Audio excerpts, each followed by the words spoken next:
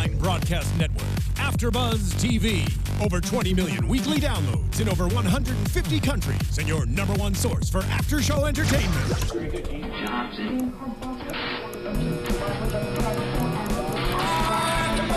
AFTERBUZZ TV, the destination for TV superfans.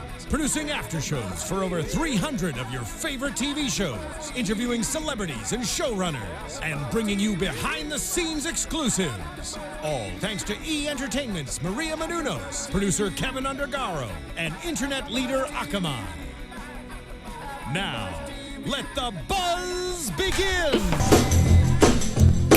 These boots are made for walking, and that's just what they do. Hello, everyone, and welcome Boots are gonna walk all over you to the Vampire Diaries after show here at AFTERBUZZ TV.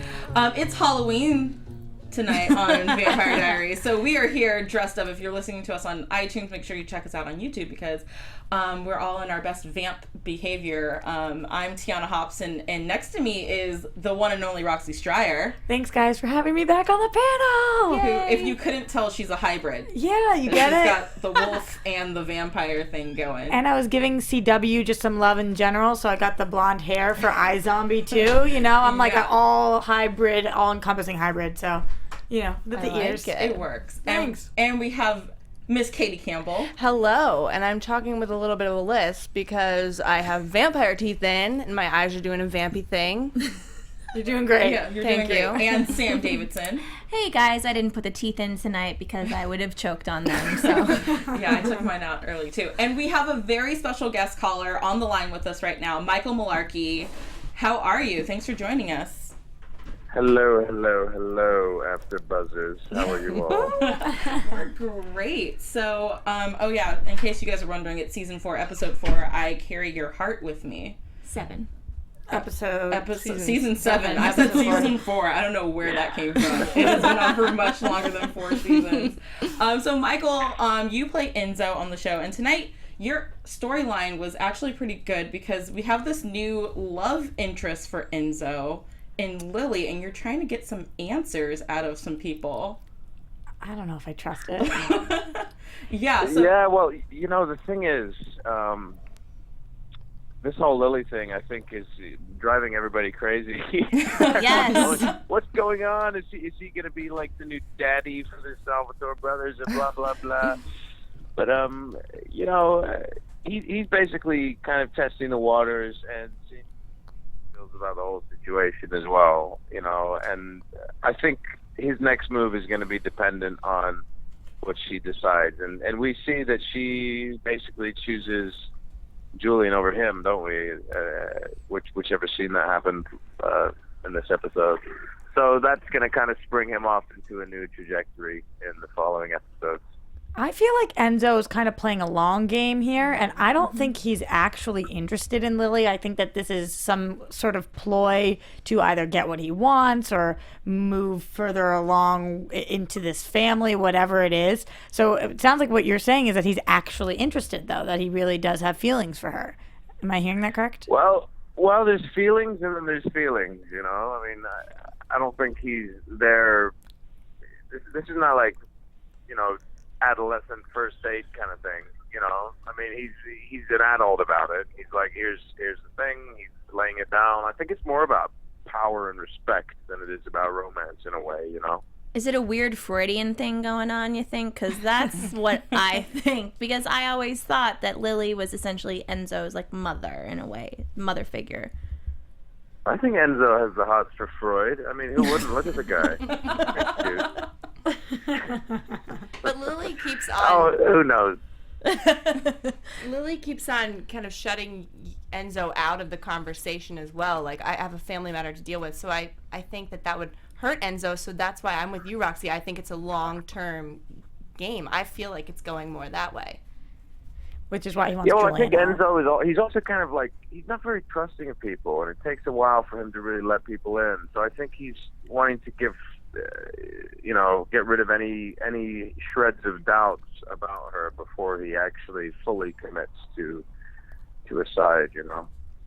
And I don't know, I kind of feel bad for Enzo. I don't know if I'm the only one at this table, because last week in the first episode, Enzo tells Damon, like, I'm choosing Lily because you guys constantly choose each other over me. And then you have Lily this episode clearing him out and saying, hey, I have a family matter to deal with. It feels like Enzo doesn't really fit in with any of the groups right now.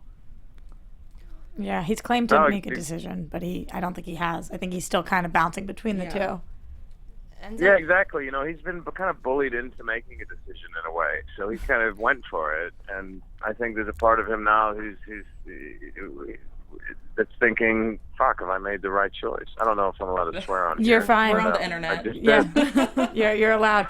Here's what I actually saw tonight for the first time. I kind of felt like the only person that might down the line choose Enzo over anyone else could be Valerie. Because right now she is kind of pining over Stefan still and fighting for that, but they both have a common interest, which is not bringing Julian back. And I feel like that might be enough to bring them together. I'm sensing some romantic vibes, even though he crushes on her mom right now. You guys feel it? Well, you guys all see romantic vibes as everybody on the show, don't you? Pretty much. Not all the time. We have differing opinions. But there are romantic vibes everywhere all the time. Right? That's true. I mean, you just gotta have your nose to the ground. You never know who you could pick up any given night. Anyway, yeah. The thing is, with Valerie, she's the one who's not quite settled in that house either. You know, that's their common ground. Is she's kind of got all these issues that are going on that we're going to discover more about as the season progresses, and Enzo also feels slightly uncomfortable. The rest of them seem to be locked into their, you know, life of mayhem happily, and Enzo and Valerie are the two who are a little dissatisfied with the situation. So they do link up, and we'll see where that goes in the next episode. I do see a lot of similarities between Enzo and Valerie, as though, like, you might have finally found your counterpart. Like, last season you thought that was going to be Caroline, and it wasn't. And now perhaps you have finally found the person that's, like, on an even playing field with Enzo. At least a partner in crime. Yeah. Might not just be romantic. Valerie scares me, though. For Enzo or in general? In general. Well, it's always the quiet ones you have to be careful of. Right. But I mean, but talking about Caroline, do you think that Enzo still has feelings for Caroline, even though now it appears he's trying to move on with Lily? Well, I think Enzo, I don't think he's had like feelings for Caroline. He's got a soft spot for her, and I don't know if it's like more of a sisterly thing or not, but he definitely has felt like having made this choice and being forced to kidnap her and tie her up and all this stuff has made him question it even further.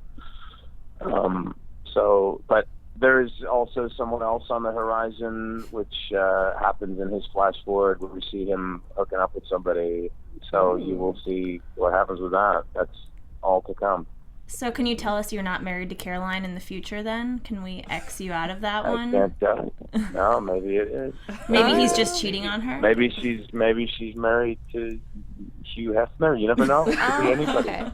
Well, whatever happened to Enzo with this vendetta against Stefan, Stefan having everything he wanted with with brotherly love with Damon and the Caroline thing, and is he still going to explore those feelings towards Stefan, or is there too much going on right now with the heretics? Feelings for Stefan? Well, I think it was a bit of a red herring in a way, and I think he felt like it was a bit of a red herring. He was kind of caught up in this thing with this vendetta with Stefan, and I think there came a point where he was like, hang on, what the hell am I doing? And it all kind of escalated with the thing with Sarah Salvatore, where he realized he was actually going to be corrupting and innocent, and I think it was a wake-up call for him where he just kind of backed out of that. And also Stefan's Damon's brother, and I don't know, it kind of got a little complicated. I think that's probably that chapter's been closed. Do you feel like Enzo knows how bad or what the heretics are capable of right now? Because I feel like he hasn't seen the worst that they can do. And even tonight, when we got that glimpse of what Oscar is capable of, I don't know if Enzo would have sided with them if he knew that this is all of the things that they could do, that they could tear through the town like this. Do you think he knows how bad they are, or do you think that he is kind of on the outskirts of that? Well, Lily had kind of sent him away for a bit because he was just, living his own wily ways, and she thought it'd be a bad influence on the heretics. And so I think initially in the early stages of them moving into town, he wasn't actually privy to the extent of their abilities. And so now that he's come back to the house, he's going to start seeing the darker side of them and what they're really capable of, and figure out if he actually wants to be there or if he trusts them or not. I just wonder if that will make him even darker, because if he is around the darkness, he's going to go one of two ways. He's either going to want to leave or he's going to want to conform. Yeah, exactly. But we'll see where that ends up. If he's rejected by Lily, then I could see him, piecing out very fast and getting angry. Coming back to Team Damon and Stefan. Yes, where he belongs. We have all that to look forward to. There's some pretty intense scenes coming up in the next few episodes. I think you'll like it. Yeah, I heard there's a big fight scene coming up soon. When's that happening? Oh yeah. When's that happening? That's, I just need to know. Episode 7. Oh, okay. And that was a joy, real joy to shoot. Who's fighting? With swords as well. You use swords? Oh yeah. Oh. Is this present day or is it a flashback? It's present day, darling. Very swashbuckling episode. Sorry, I'm swooning over. That was the accent coming out. You weren't expecting it. I wasn't expecting the accent there. I know. You need to watch this and then watch it when we listen to your British accent, and we're all like, "Oh my god." It's funny. I still get people who leave me messages who are just completely dumbfounded and almost like offended when they find out that I'm not actually British. It's funny. It's like they literally like, I feel so lied to. I mean, I'm not gonna lie. I believe you were. I tell you what, I'm not a vampire either, honey. But, whatever. Can you talk about some of the fan reactions you've had to your character? Because I know people are kind of split between Enzo with where they lie with him, because they feel like he kind of goes back and forth between sides. So what has your fan interaction been like? Well, I mean, God, it's crazy. I mean, I wasn't even on Twitter before I got on the show. I was encouraged to join. And when my first episode aired, or when they first did the, how you doing, brother? It's one of the writers here, Brett, meeting for a drink. When I first joined the show, it was crazy influx of people tweeting. And, obviously because Enzo, when he first started, he was Damon's buddy in the cell. So obviously any friend of Damon's is a friend of the fan. So at first it was an extremely positive reaction. And then in the second episode, I'm trying to kill Damon. So obviously the reaction went the completely polar opposite, saying, you ineffectual short man, get out of Vampire Diaries or whatever. I don't know whatever they were tweeting. But it's been very much a swinging back and forth thing with my character. But I think that's part of the joy of him, is that there's a spontaneity to him, there's a recklessness. You don't know which way he's going to turn next, and that's always fun to watch, I think, for people. Which way would you want to see him turn? What is something that you're dying for Enzo to do so that you, as Michael, can portray it?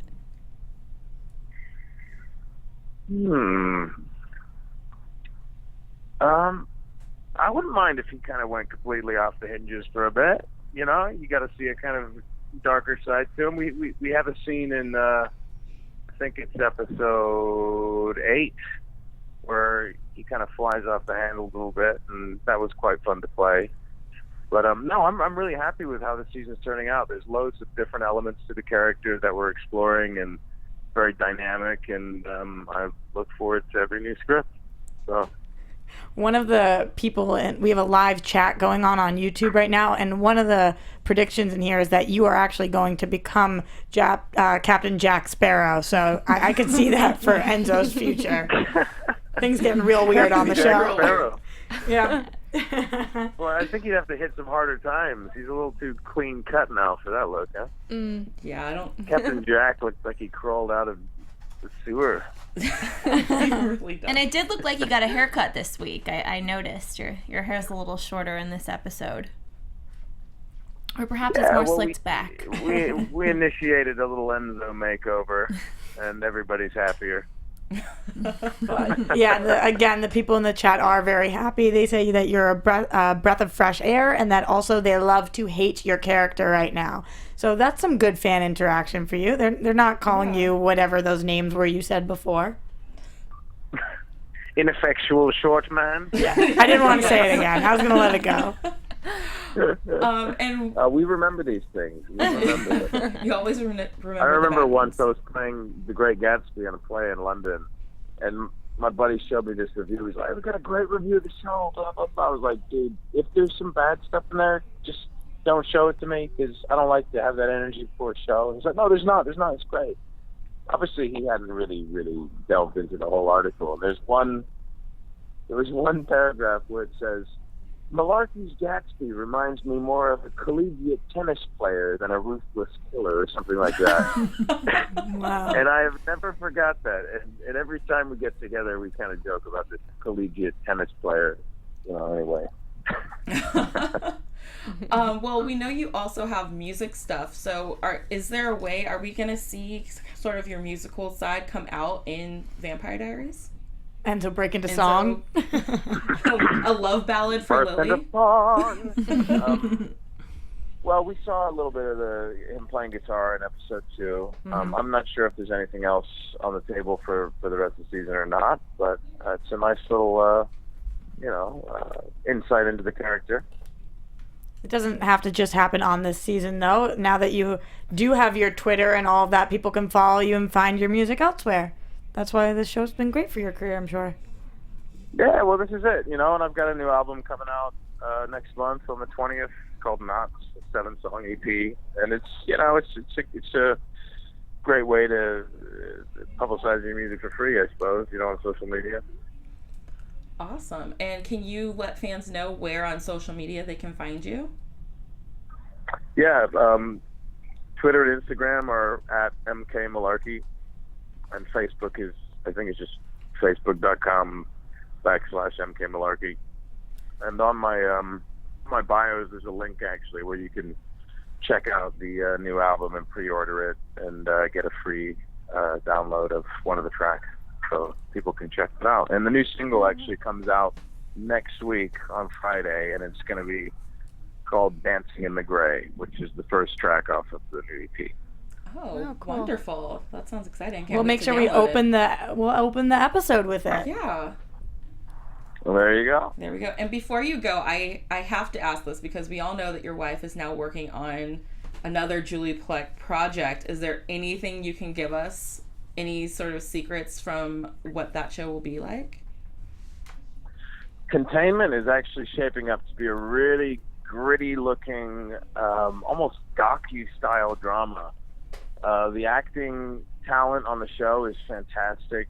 It's a really great group of people, and it's edgy, it's dark, it's naturalistic, and I think people are really going to connect with it. I think fans audiences of all ages. I know they're appealing to an older crowd for this one, but I also think it's got a younger appeal because it's got that almost Walking Dead style vibe to it, Cool. I like that. Can't wait. Well, thank you. Yeah, thank you so much for taking the time to call in for us tonight. Oh, my pleasure. Nice to talk to you. Yeah, you too. And next time you're around town, make sure you come on in. We'll have you in here anytime. Okay. Sounds good. All right. Thank you. Thank you so much. Thank you. Drive home safe. Thank you. Bye-bye. Bye. Well, that was lovely.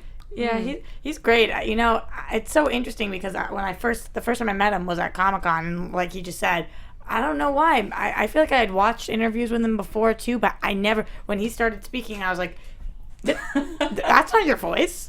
Like, why are you putting on this American accent? What's going on? But it's cool. He seems like a really great guy. He does really well with his accent to make you believe that Yeah. Actually, I didn't know until tonight when I started research, or earlier today when I started researching him, and it was like American British. I was like, he's not American. What are you talking about? I know, and I also can't believe that he says he got Twitter for this show when the show started, because he has over 200,000 followers. Wow. So thank you, Vampire Diaries, for Michael's followers. So that was what, 2 years ago? Yeah. That he made his first appearance. Yeah, That's you know, awesome. same. Wow. I have about Same. that many also. Yeah, been on Twitter for years. I've got 1,000 followers. Yes. That's awesome, though. What a good dude. Yeah, what a great, and that was so kind of him to call in. Now, guys, let's talk about the rest of this episode. Yeah. We already kind of covered Enzo's stuff in here. So, I don't know, where do you guys want to start with the flash forward? I mean, the flash forward, the 3 years from now. Yeah, the as 3 we years started with from that now? episode. Yeah. Let's just start there. So, every episode we've seen, like, they give us a little bit from 3 years ago, or 3 years from now, that we have to kind of piece together. This week we get to see what Alark is up to at this point. And Do we, though? I mean, kind of. He's putting together a toy doll bomb or something. No, I don't no, know. No, he was trying to cure a baby doll or Yeah. make it come Cure it from alive. what? He's No, trying to no, make no. The baby doll broke is what happened, and he's trying to fix the Oh. battery thing inside so it can talk to the girls. Because, you know, you get toys that talk to you. I totally was like, he's putting a bomb inside a toy baby? Well, that's what they wanted the audience to think, and that's why this beginning was so important, because what we have all kind of been thinking, that the twins are going to exist, they're going to be born, that, like, that's why he was putting the baby doll back together. We did not catch that. What? So when we saw the two kids come out, I was like, wow, he's still experimenting on this doll. He's trying to figure out a way for Joe to come back still. This is crazy. Like, Yeah, but then the kids were like, is it ready yet? And he's like, no, it's not ready yet. Still got to work on it. I Yeah, missed I that part thought- because I was too busy convinced that he was making a bomb. I thought they wanted the baby to come to life. And he's saying it's not to life yet. The batteries. He's a very detailed dad. My dad would have been like, I'm sorry, it doesn't take AAA batteries, so we have to buy you a new one. Like, my Right. dad wasn't going to take apart a baby doll. But, Yeah. like, he has his twins. He has his twins. That's the ultimate okay. thing here, is that there are twins there. They're kind of creepy. I don't think that's a fair assessment. Roxy, I thought you were wrong at first, but now I think you're right, because thinking 3 years in the future, how are those twins are older than 3 years old. They looked like they were about 5, Yeah. and they didn't look like twins to me. They looked the same age, so he has 2 girls. They could have been 4 and who were 5. there. I don't. They might be twins. I don't feel like these are twins. I mean, maybe when Joe comes back, Joe has the kids, and then Joe dies or something. But these didn't look like 3-year-old twins to me. Well, I mean, it's supernatural babies at this point because, I mean, we saw, spoiler alert, end of the episode, that Joe is alive in some capacity. So if it's a supernatural type of baby, maybe they age faster. I don't know. Like, there's a lot of ways that those could still be 3 years from now, the babies that they have. Maybe. I think there were 3. Maybe they were just, like, tall 3-year-olds. You know, some kids are taller and They look were, like like- they're older than others. They were walking and talking and at Yeah, least they were- 5. Well, maybe it's a Gemini Coven thing. Maybe. We didn't see them at 3. You know, the rest of, like, Kai and Joe and Liv. Like, I don't think we really saw them at 3. Maybe they age faster. Who knows? It was a weird sequence that I mean, I can't be trusted on my opinion because I thought he was trying to bring a doll to life. So. And I thought he was building a bomb. So, but basically this scene sets up, Damon comes to the door and is like, and Alaric says, if you're here, I think someone's dead. Like, this can't be good news. And Damon basically says, not yet, but you have to do exactly what I say. They were also clearly not buddies They're not anymore. friends anymore. Yeah, I that feel like wasn't no one is invited friendly with in. anyone anymore. He yeah. wasn't invited in He either. wasn't invited. It was a threat. It was very threatening when Damon came, which is sad. It was upsetting. It was really upsetting. What happened to these friends that, like, no one talks to each other anymore? You know, I still have faith, though, because they've been there before. They have been. yeah. This is 3 years in the future, and, like, how are we going to deal with this? We don't know how much longer the show's going to go on. Like, I hope that they skip in time or something so we can, like, catch up. Sounds like we're definitely going to skip in time. I think so. I think so. I don't think that they're thinking that the show is going to go on for another 3 years, so we're not going to ever get there. And then in 3 years is when 3 years picks up. I think that probably either end of this season or next season we'll be 3 years from now. But I do kind of like that they keep dropping in these little pieces for for the future, and then Right. it's kind of up to our imagination to make sense of it, and then eventually it's all gonna link up together and be this masterpiece. And they're burn. giving us the puzzle pieces, and we're slowly trying to put it together. I'm a bit messed up by it, to be honest. I go to sleep at night thinking, I'm like, this is messed up. I don't like it. Like, I don't, it's like knowing if someone's going to die in 3 years. Like, you don't exactly want to know. I don't like knowing that Caroline and Stefan aren't together. I said that too. I have a hard time with the fact that I'm now kind of steriling and blah. Like, that's the word that comes closest to it. Yeah, the writers finally put us together. We're all on the same page. Like, most people are like, Steriline, finally, yes. And now they're telling us it's not a thing in 3 years. For that moment. You know, Yeah. you have faith that it may happen again. You never But know. I don't even know if I'm going to want it to happen again if at some point it's not happening. Hey guys, the gist of it is 3 years from now, Caroline's already engaged, and it seems like she's moving on. She's not totally over Stefan, no matter what has happened. It's only been 3 years, so I don't think that we have anything to worry about with that relationship. But sorry, I just think that we should keep moving through the episode because we're running out of time. But Roxy wants to say something. I just am looking, as we're talking a little bit about this, Nicholas Kelly says Jo or Sarah is going to kill Stefan or Damon. Mm-hmm. What? I said Sarah last week. I think Sarah might be the hunter that comes back. Because I think she did say when she came last season that she would be back. Yeah, and also they kind of left her character like Yeah. she's still curious. Putting pieces together, like, yeah, she's not just going to leave it alone. Okay. I don't think I would leave it alone. I think I'd be a little scared to attack somebody, but I would be researching. Yeah. All right, let's move through to you, right? Yeah. Okay. So since we were on the topic of Alaric, he is still trying to get Joe's body back to life. He's paid out the morgue guy to give him the day, and he brings Bonnie in to try and figure it out because he's on a time stretch now because dead bodies, you know, they expire and you can't keep her frozen forever. So he enlists Bonnie's help, and then they get interrupted with Damon Damon with Oscar. with Oscar. It's not actually interrupted. It's actually very it's- lucky that they have a test dummy because what they would have done is burn Jo to pieces. Well, I would have, if I was there, I would have been like, pull out another body real quick. We can test it out. one of the Jane Does. You're so smart, Kitty. That's right. I wouldn't have done that.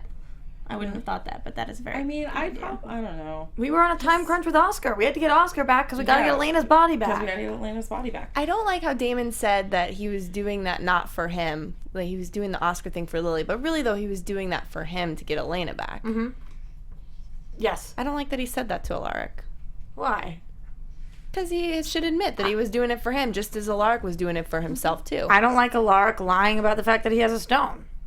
Well, now Bonnie knows, and what I like about Bonnie is that she's such a good friend. She's trying to let him down easily. She doesn't think it's going to happen, but she's still going to help him. She's a really good friend. She's incredibly supportive. We see her being supportive of Caroline tonight, and supportive of Alaric, and supportive of Damon, and everybody. She's always been like that. But what happened to the Bonnie who came back from 1992 or whatever, who was like 94 and was like, you know what? I'm taking care of myself. I'm going to be selfish, and I'm always taking care of other people. And she's dealing with dark objects again, which, well, last time she messed around with this, she lost all her magic abilities. It's just, why does she continuously go down the same path with these people who don't do the same amount of caring back for her? Well, I think it's because of Elena. Essentially, she's like taken her lifeline, so I think otherwise she would flee.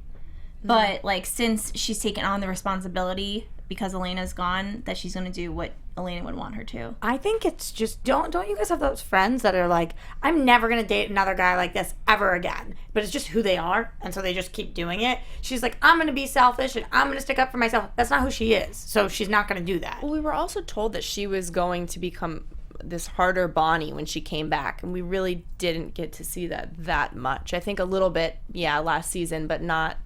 I expected it to continue on. Yeah, people in the chat, Gabe Fox, that's just Bonnie's personality. She's Bonnie, needs to say no. Yeah, I agree. I just think this is Bonnie.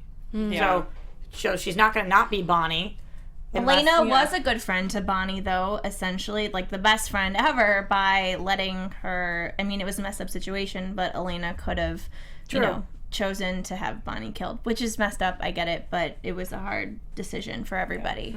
But ultimately, Bonnie does find the spell to get the bodies to come back to life. Problem is, Oscar then goes on like a rampage throughout Mystic Falls and is like craving and thirsting for blood.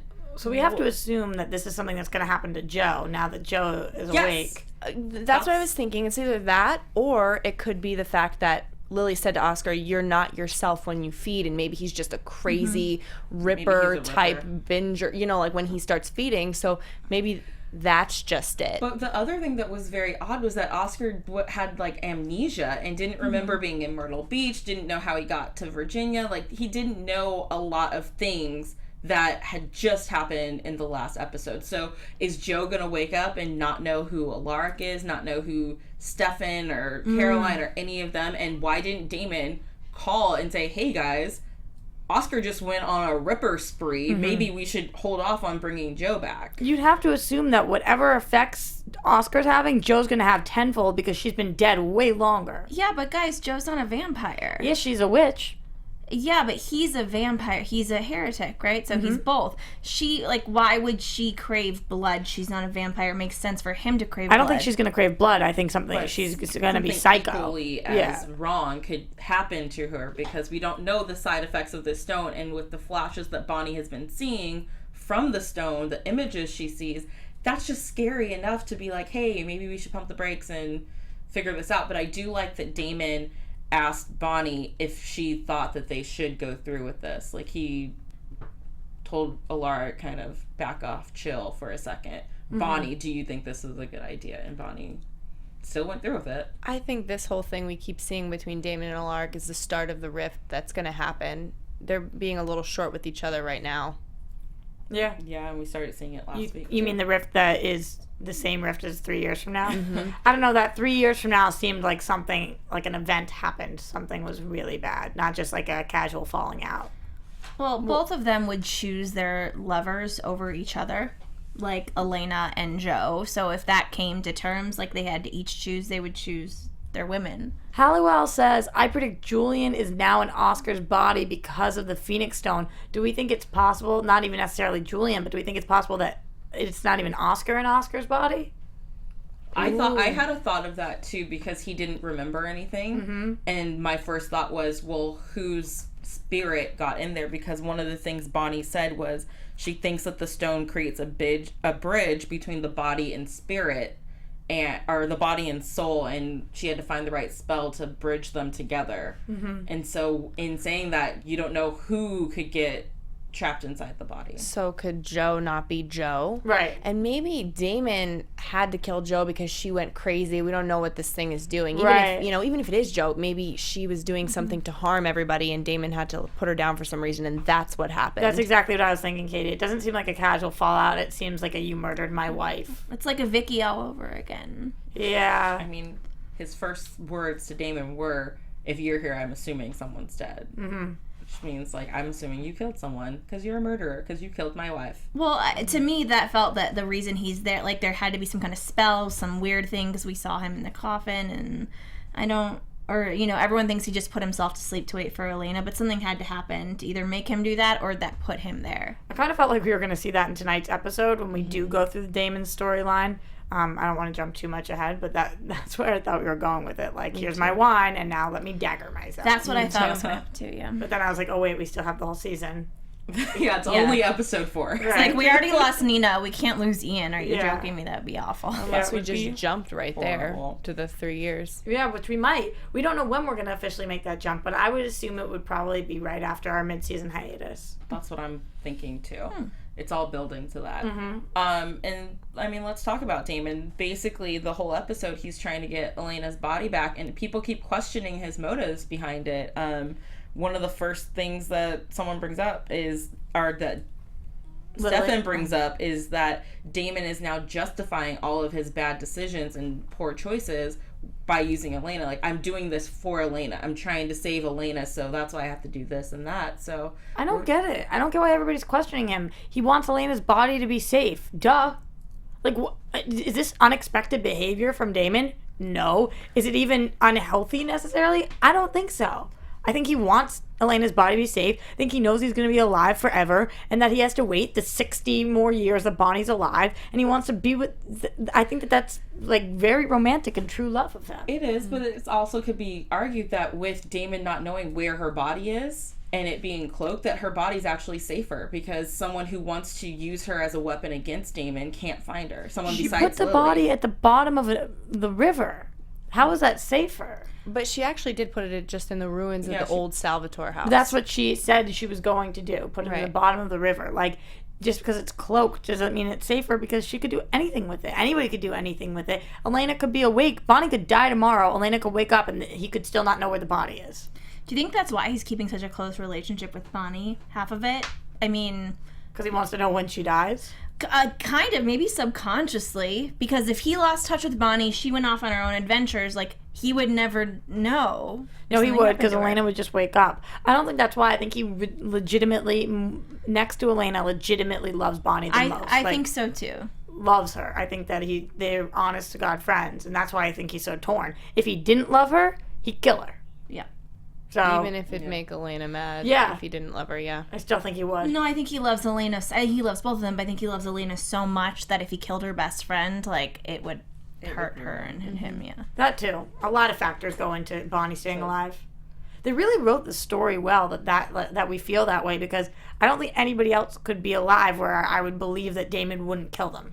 To be honest, I think it's pretty ridiculous that Bonnie doesn't turn into a vampire heretic situation. I get that they're bad, whatever, and I know Nita Dobrev isn't on the show anymore, but like... Oh, do you think that would bring Elena back? Yeah, because she would die. Yeah, but I don't know if she was... I feel like Kai was smart enough to prevent that from happening. I think she's just too stubborn to become a vampire. Well, I mean, it is the one thing, her and Matt have always said, that's the one thing that they don't want to become. No offense to their best friends who are all vampires, but like, I'm cool with you, but I don't ever want to be one of you. Like, that's kind of what they're saying. Exactly. But I loved Damon's sort of his letter to Elena at the end of the episode, where he talks about his age-old, how old was that wine that he had? I thought he said 60-something years, but that didn't make any sense. Because it was about when Catherine is when he had it, so it must have been hundreds of years old. Hundreds of years old, and basically, that I love the part where he said that his heart will forever be with her in the coffin, and that... Hence the name of the episode. Yeah, hence the name of the episode. I was wondering where that was going to come in. This is one of my favorite lines that he said. He's talking about the wine, and he said, "That is the story of why I drink bourbon. I don't know who I am without you, but I do know as long as I'm with you, that time stands still." And it just, to me, every time, I love that they're keeping her alive in some way on the show, because to me, this whole show is Delena. Like, it always has been for me. So just watching this moment and keeping them alive even though she's not there, and him still pining after her, and I feel like proving so many viewers wrong that like he just liked her because of X, Y, and Z. It really hit home. It was strong for me. How did you guys feel about it? I felt the same way. I loved it too. I know that I am always a Selena at heart, but I appreciate the love, and time stands. I love when anybody says that about love. When I'm with you, time stands still, and I don't know. I wonder, though, how long. I think the whole season we're going to be talking about Elena. I feel like this was meant to start winding down on it, because I don't think that it's fair to bring her up every single episode for the rest of the series, but it's also something where you couldn't end last season and then start this season with absolutely no mention of her. That would have been too weird. So I think it's sort of, we'll slowly start winding off of it, and the fact that Damon is now part of the Hey Dear Elena fan club, then I think that's the acceptance where it can start dying down a little bit. Well, I think she'll always still be a presence, which I think is important, because I might be in denial, but I think Nina Dobrev will come back for the show at some time, even if it's for the series finale. Like, she said that she would come back for the series finale. Like, she was the beginning and she will be the end of the show, and I would be really pissed off at the writers and producers if they just acted like she's just totally gone and didn't exist and the character's completely moved on. Right. Yeah. And when he's talking, we get to see that Tyler is actually the one who comes back to Mystic Falls to pick up her coffin to, I guess, take it somewhere safe, which we saw him in the flash forward last week. Is that the assumption? Yeah. Yeah.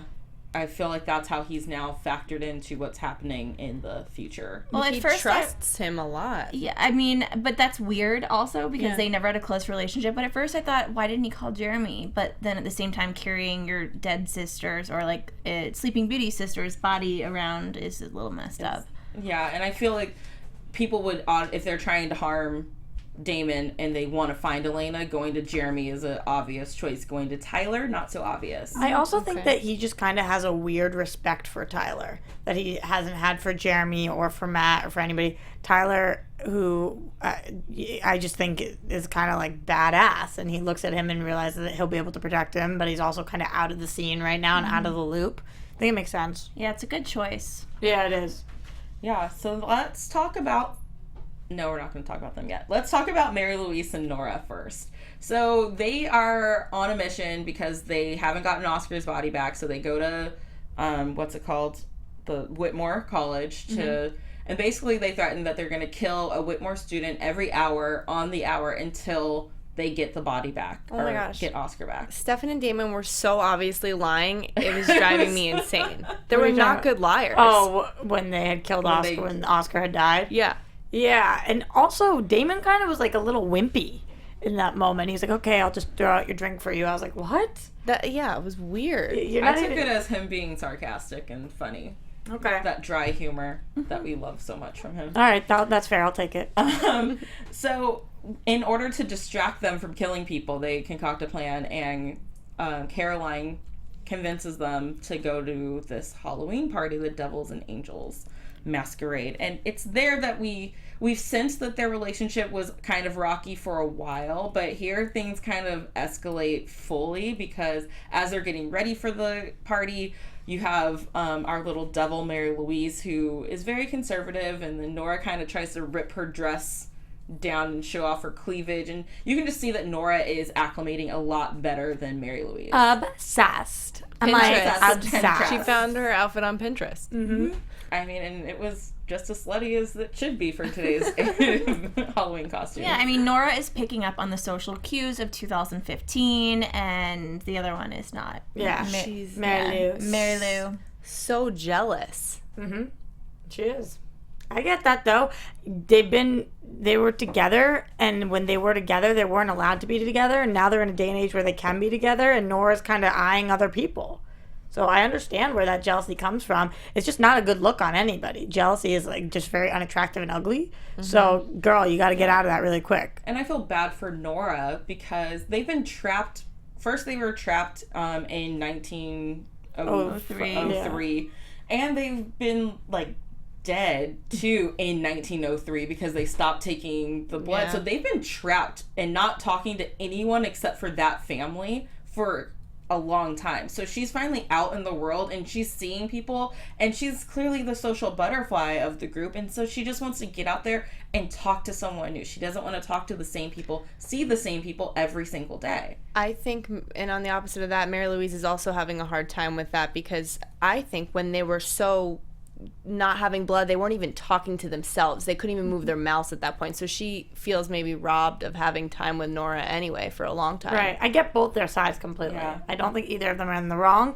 I think that Nora, though, when she did go off with the bartender, yes, I think she just wanted to, but I also think she's kind of playing games and making Mary Lou a little jealous.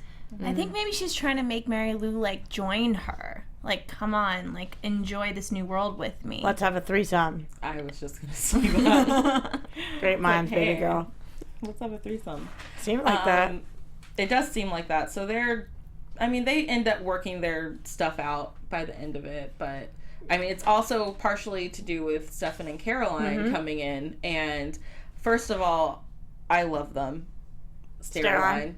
I'm just gonna say that. I just love them. But Caroline's kind of obsessed with Stefan's that he won't talk to Valerie and thinking that he still has feelings. And I feel like she's putting all of her fears onto him because he hasn't once mentioned Valerie. She is, but I have to say I would do the exact same thing. She needs to let it go. No, I would do the exact same thing. I would say, listen, if you have no feelings for her, why aren't you talking to her? Like, why wouldn't you? She's the only one who can get this off of me. Why wouldn't you go say something to her? It seems sketchy. I think that he is still allowed to be angry if he chooses to be with her, but it doesn't exactly correlate to him having feelings for her. Yeah. I completely agree. I don't think it means that he has feelings, but I think that I would say you should go talk to her. She just kidnapped me. Like, go say something. It's weird that you won't. She needs to let it go, in my opinion, but here's the thing about Steroline. I like it at the same time that she's getting all neurotic and jealous, because it's totally true to Caroline's character, and it makes me think about Stelena, and if there was ever an issue or anything like that and Elena was questioning him and he said, I love you, she would let it go, because that's Elena's character. And I feel like I'm on the Steroline bandwagon, but for different reasons, and I actually do enjoy watching them together, and I think it's hot when they're kissing, and they've got a mad chemistry, dude. Yeah, and I enjoy it, but I also know when I used to watch Stelena, I was just like, my heart was falling on the floor. Like, I loved it. I don't know if that's like a thing, falling on the floor, but yeah, I see it. Yeah. Well, I mean, Stefan doesn't exactly go talk to Valerie, but he does do the next best thing, and he kidnaps Mary Louise and uses her as leverage to get Nora to siphon the spell out of Caroline so that they can touch each other and go have some hot, juicy and it was so vampire easy. sex. Yeah, we were it like, was. what just happened? And Stefan gets ish done. Like, I wasn't expecting Stefan this season. He really just kind of steps up when something has to get done. He's like, all right, I'll do it. I kidnapped them or whatever. And then he, like, lifts her up and tosses her. They had some, some hot vampire sex. oh my God, I love Stefan. I know. It was good. It was really good. I gotta give it to them. Yeah. I'm still into Delena. a little bit. No, that wasn't what I was gonna say. She was gonna say Claire. You know, I'm Drink. I'm into my little ship over there still, but I am loving Stelena. Is there anything else you guys Stelena. Oh, sorry. Did you just hear that? I loved it. I caught it. You said Stelena? I didn't mean it. I meant Steroline. Oh my God. really meant it. I like need to excuse myself. I know. Never. Delena for life. I promise. Oh my God. Freudian slip. It's going to happen at the end. We're going to do some Pearl Harbor shit in here. That's what's going to happen. Do you guys have anything else you want to add about tonight's episode before we wrap up? Nope. Let's get into some predictions. And now, your AFTERBUZZ TV predictions. Okay, we're just going to preface this by saying we didn't see the preview for next week's episode because our recording cut out, so we don't know what the preview said, so our predictions are completely out there. Go for it, someone. Okay, I'll start. I think that Enzo and Valerie are going to have a sexual thing, but I said that. That was my prediction. well, but it might be, though, half of it to make Lily upset, which is, I'm going to be honest, I don't love, like, the Lily-Enzo thing, and it makes me a little bit uncomfortable, but as we see, it's going to be a thing. I think that Damon is going to, I don't know, continue to make some, like, super reckless decisions, even though Elena's gone. And yeah, even though I think it's absolutely absurd that Stefan could still have feelings for a girl he lost his virginity to before he was a vampire in the 1800s, like, it is going to be a thing with him and Valerie. There was no closure. I think that's more whatever. why. There wasn't closure with me and the guy that I lost my virginity to, but I don't think about it every day. Who cares? It was one night of It's so just stupid. sex. But they're to just each so their in own. tune with their emotions, and they think about these things, and they write diaries and stuff. I believe Stefan when Stefan says, I'm not thinking about her, I want you. I believe Stefan and don't think that it's going to be an issue, but I do think that Valerie's going to be like Carrie psycho and Caroline might make it an issue, though. Obsessed with him. And Caroline is probably going to make it an issue, but I want her to just, relax. And I think that Stefan is a good person for her to help her just relax and not overanalyze because he's so aware of her analyzing. They're like a great yin and yang, I Yes. think. What I'm most interested about seeing more of is Bonnie and Caroline. I loved that one moment of them at college today, and I was like, oh yeah, They're friends. they're friends. They love each other. They do that where they cuddle and like eat ice cream and talk about boys and stuff. They're still freaking girls. So I want to go to college with them for a little bit. I want to see them go have girls' night. Who knows what will happen, but that's what I want. All right. Yeah. All right. Well, thank you guys for tuning in for our show this week. And where can everyone find you guys you ladies on social media throughout the week? You guys can find me, Sam Davidson, at samdavidsonentertainment.com or on Twitter and Instagram at samd43. You guys can find me on Twitter at Katie Campbell. That's Katie with 3 E's Campbell, and Instagram at KatieCampbell13 and YouTube.com/KatieCampbellOnline. I have a vlog. You guys can find me everywhere at Roxy Striar, and thank you again so much, Michael Malarkey, for calling in tonight. We really appreciate it. You're awesome. I was gonna say that. Oh my gosh, Roxy. You can find me. We can all thank him. Yeah, you can find me at the Tiona Hobson, and thank you, Michael Malarkey, for calling in tonight. And make sure you guys follow him on social media at MKMalarkey. Follow AfterBuzz TV at AfterBuzz TV, and we will be back next week with more exciting Vampire Diaries. From executive producers Maria Menounos, Kevin Undergaro, Phil Svitek, and the entire AfterBuzz TV staff, we would like to thank you for listening to the AfterBuzz TV network. To watch or listen to other after shows and post comments or questions, be sure to visit AfterBuzzTV.com. I'm Sir Richard Wentworth, and this has been a presentation of AfterBuzz TV. Bye. See you later. The views expressed herein are those of the hosts only and do not necessarily reflect the views of AfterBuzz TV or its owners or principals.